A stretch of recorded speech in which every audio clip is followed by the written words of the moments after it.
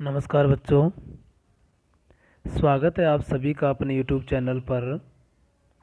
और आज हम पढ़ने जा रहे हैं अष्टमें पाठ है त्रिवर्ण है ध्वज है। आठवां पाठ जिसका नाम है त्रिवर्ण ध्वज है, यानी तीन रंगों वाला जो तिरंगा होता है, जो ध्वज है हमारा, इसके बारे में हम जानकारी इस पाठ में पढ़ेंगे।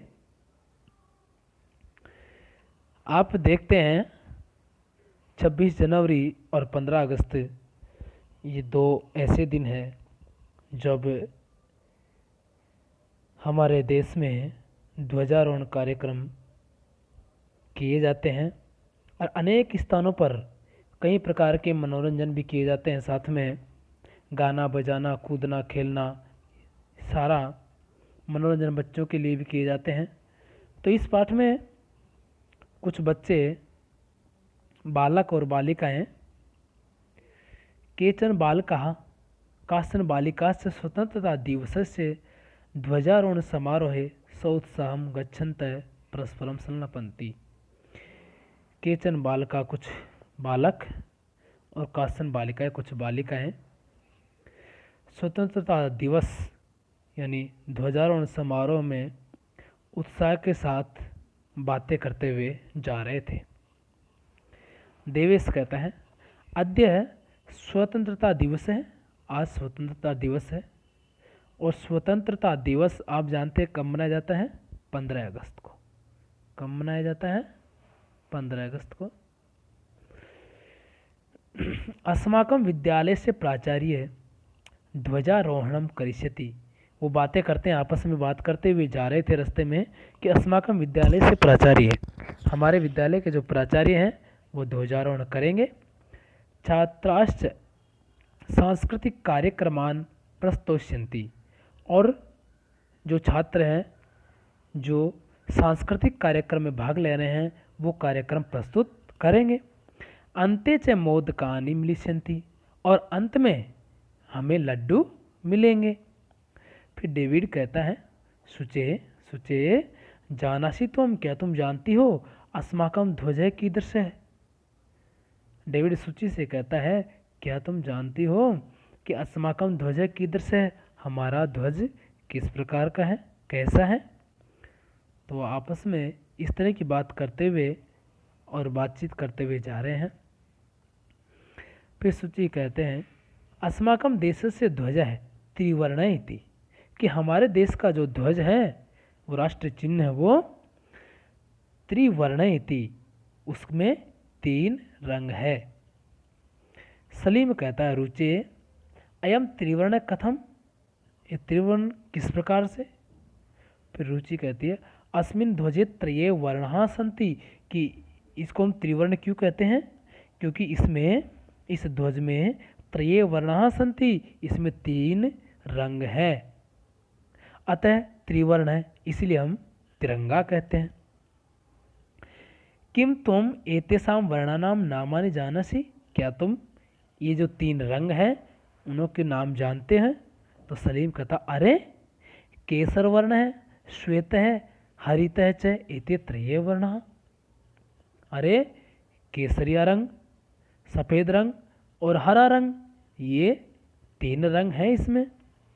फिर देवेश कहता है देवेश अस्माकं ध्वजे एते त्रये वर्णाः किम सूचयन्ति, कि हमारे जो ध्वज है उसमें जो ये तीन रंग हैं वो क्या सूचना देते हैं हमें, हैं। त्रिवर्ण किम सूचयन्ति, हमें किस प्रकार का एक संदेश देते हैं। तो सलीम कहता है शृणु, सुनिए, केसर वर्ण है सूर्यस्य, कि जो केसरिया रंग है वो सूर्य का प्रतीक होता है। श्वेत है सत्य से, और जो सफ़ेद रंग होता है वो सत्य का प्रतीक होता है। और हरितस्य समृद्धेः सूचक है संति, और हरा जो रंग है वो समृद्धि का सूचक है, यानी जो हमारी फसल हैं वो अच्छे से हो और फले फूले, उसके लिए हमें हरे रंग का जो एक प्रतीक है वो हमें प्राप्त होता है। फिर सोचे कहता है किम एतेषां वर्णानाम अन्यदपि महत्वम, क्या ये जो वर्ण है इनका कोई और भी महत्व है। देखिए, फिर डेविड कहता है आम कि हाँ, कथम न कैसे नहीं है। ध्वजस्य ऊपरी स्थित केसर वर्ण है, त्यागस्य उत्साहस्य च सूचक है। कि ध्वज का जो सबसे ऊपरी जो रंग होता है केसरिया रंग, वो त्याग का, उत्साह का सूचक माना जाता है। मध्य स्थित है श्वेत वर्ण है, और बीच में जो सफेद रंग है वह सात्विकताया शुचिताया च द्योतक है। सत्यता और शुद्धता का द्योतक माना जाता है, उसका एक प्रतीक माना जाता है। अधः स्थित है हरित वर्ण है, और सबसे नीचे हरा रंग है, वो वसुंधराया सुषमाया उर्वरतायाश्च द्योतक है। वो अपनी धरा का, अपनी जो धरती है उसकी सुंदरता का, उसकी उर्वरता का द्योतक माना जाता है। जो पैदा होता है अनाज, उसके बारे में उसका प्रतीक माना जाता है। अब तेजेंद्र कहता है सुचे ध्वजस्य मध्य एकम नील वर्णम चक्रम वर्तते। कि ध्वज के बीच में एक नीले रंग का एक चक्र भी है। तो सूची कहती है आम आम कि हाँ हाँ, इदम अशोक चक्रम कथ्यते। कि इसे अशोक चक्र कहते हैं। एतत् प्रगति न्याय से च प्रवर्तकम।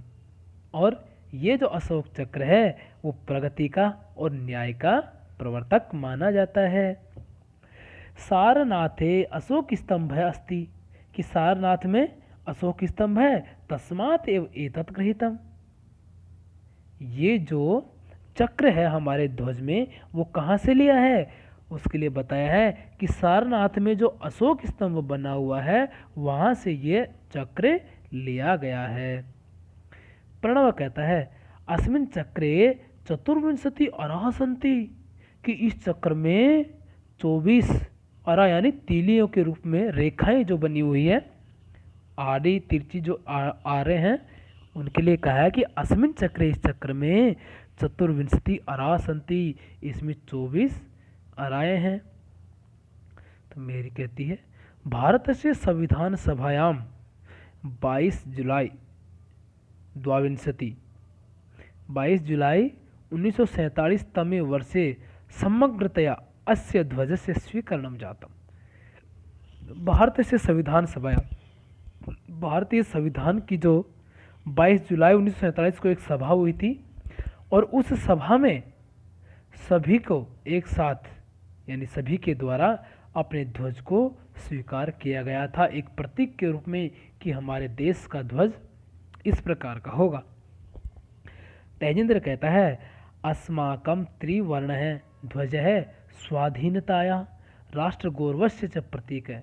कि हमारा जो 3 रंग का जो ध्वज है वो स्वाधीनता यानी स्वतंत्रता और राष्ट्र गौरवता का प्रतीक माना गया है।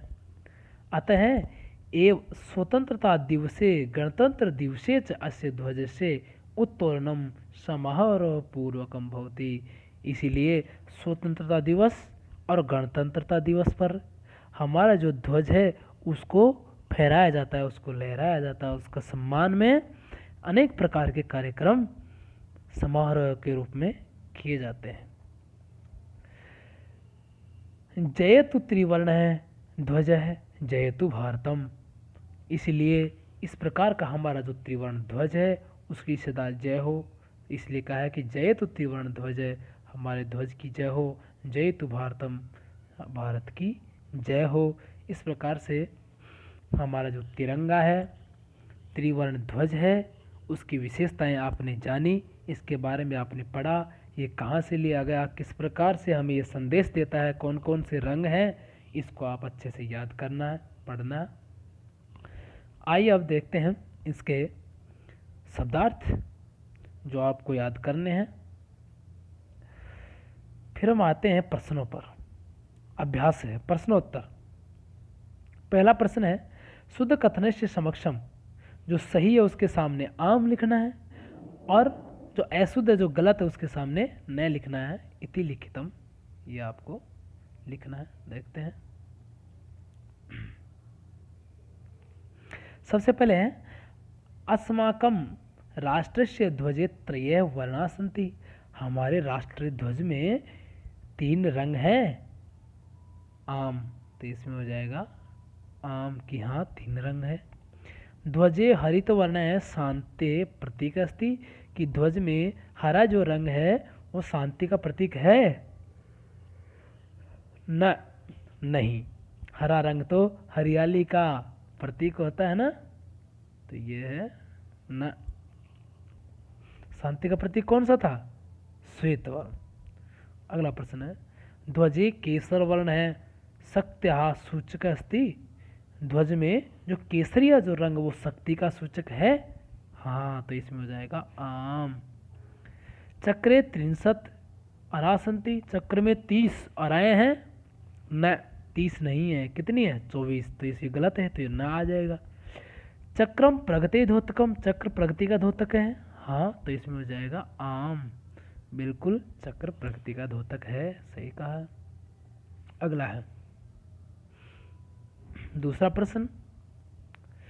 दूसरे प्रश्न में आपको विभक्ति और वचन लिखना है। जैसे त्रयाणाम, इसमें षष्ठी विभक्ति और बहुवचन है। उसी प्रकार समृद्धि में, इसमें भी षष्ठी विभक्ति है, इसमें षष्ठी विभक्ति है और एक वचन है, इसमें षष्ठी विभक्ति और एक वचन। फिर उसके बाद में वर्णानाम, वही षष्ठी विभक्ति और बहुवचन, ये लिख देंगे आप बहुवचन। अगला उत्साहस्य, इसमें भी षष्ठी विभक्ति है और एक वचन है, क्या हो जाएगा? एक वचन, षष्ठी विभक्ति और एक वचन। नागरिक ही, इसमें तृतीय विभक्ति, इसमें कौन सी विभक्ति है? तृतीय विभक्ति और बहुवचन, इसको आप अच्छे से लिख लेंगे, तृतीय विभक्ति और बहुवचन। सात्विकताया, इसमें षष्ठी विभक्ति है,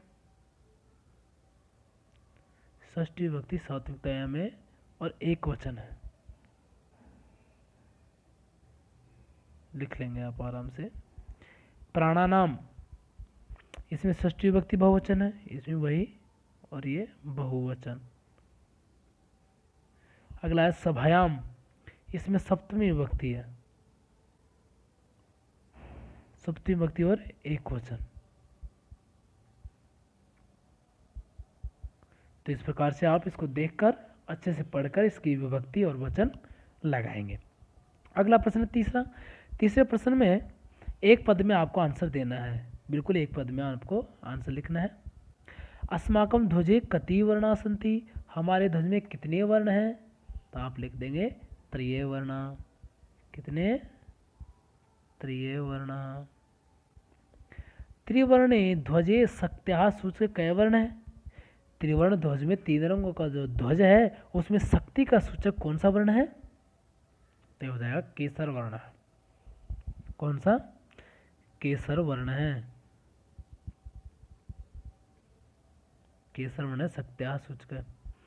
अशोक चक्रम कस्य धोतक अस्ति, अशोक चक्र किसका धोतक है, किसका प्रतीक माना है? प्रगते न्यायस्य। देखिए, प्रगति का और न्याय का, ठीक है, तो आप दोनों लिख देंगे। त्रिवर्ण ध्वज कस्य प्रतीक, हमारा जो ध्वज है वो किसका प्रतीक माना गया है? पूरा जो ध्वज है वो स्वाधीनता और राष्ट्रीय गौरवता का प्रतीक माना गया है, तो इसमें आप लिख देंगे स्वाधीनता और राष्ट्रीय गौरवता, आप इसमें आराम से लिख देंगे। चौथा प्रश्न। चौथे प्रश्न में आपको एक पदेन उत्तर देना है, एक वाक्य में देना है। तो ये हो जाएगा अस्माकं ध्वजस्य श्वेत वर्ण कस्य सूचक अस्ति, हमारा जो ध्वज है उसमें श्वेत वर्ण किसका प्रतीक है? तो इसमें हो जाएगा सात्विकताया शुचिताया च सूचक है। अस्माकं ध्वज श्वेत वर्ण, जो सफेद वर्ण है, जो सफेद रंग है, वो किसका प्रतीक है? सात्विकता और शुद्धता का। अशोक स्तंभ कुत्र अस्ति, अशोक स्तंभ कहाँ है? तो हो जाएगा सारनाथ में, सारनाथ है। अगला है त्रिवर्ण ध्वजस्य उत्तोलनम कदा भवति, इसको कब चढ़ाते हैं ऊपर? स्वतंत्रता दिवस और गणतंत्रता दिवस, ये दोनों पर इसको हम ऊपर लहराते हैं। अशोक चक्रे कति अरा सन्ति, अशोक चक्र में कितनी अराएं हैं? जो अशोक चक्र का चिन्ह है उसमें कितनी तीलियां दिखाई देती है आपको?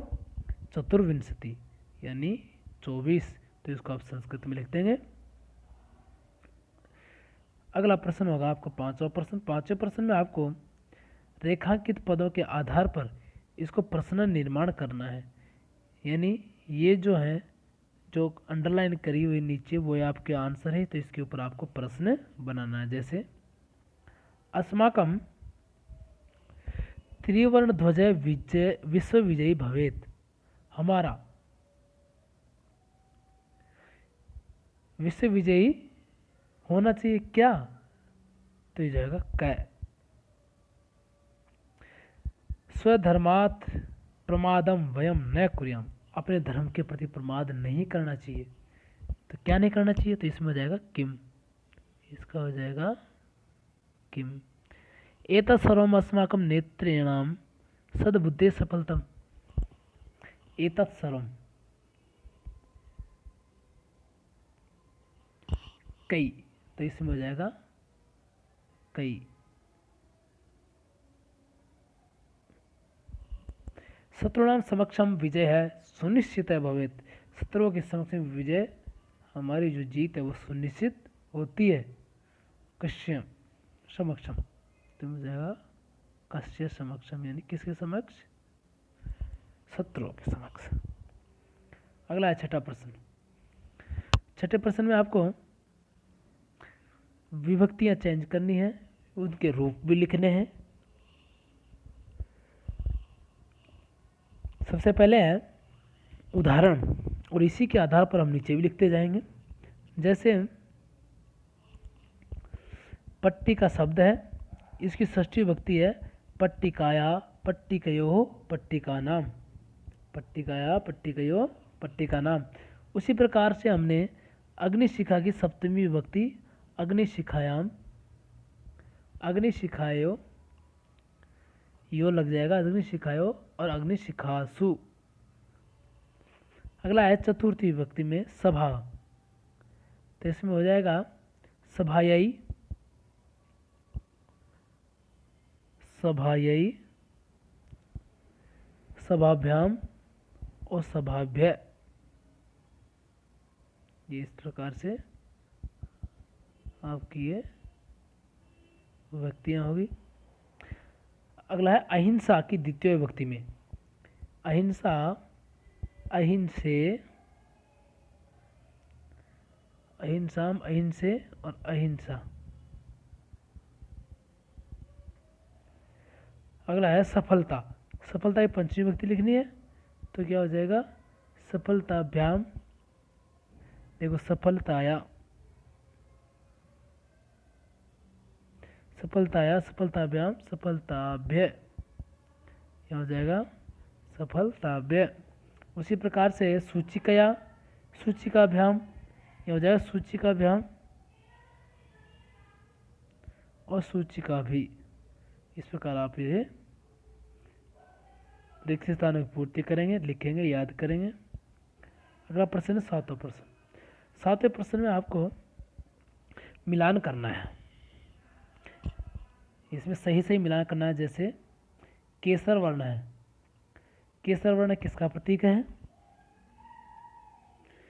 केसर वर्ण शौर्य से त्याग से सूचक है।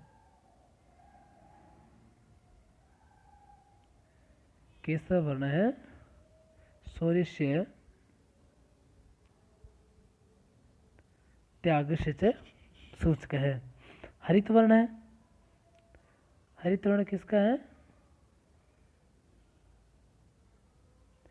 सुषमाया उर्वरताया सूचक है। हरित वर्ण है सुषमाया और उर्वरता का सूचक है। अशोक चक्र किसका द्योतक है? प्रगति न्याय से, अशोक चक्रम प्रगति न्याय से प्रवर्तकम। अगला त्रिवर्ण ध्वज है, त्रिवर्ण ध्वज है स्वाधीनताया राष्ट्रीय गौरव से प्रतीक।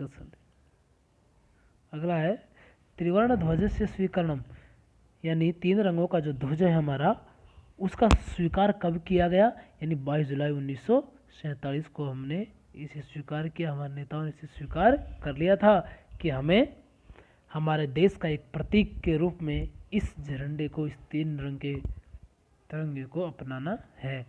तो इस प्रकार से आपका ये पाठ पूर्ण होता है। आप इसे अच्छे से पढ़ेंगे, याद करेंगे और लिख के ज़रूर बताएंगे, कमेंट करके भी बताना आपको कि आपको कैसा लगा, अच्छा लगा। धन्यवाद।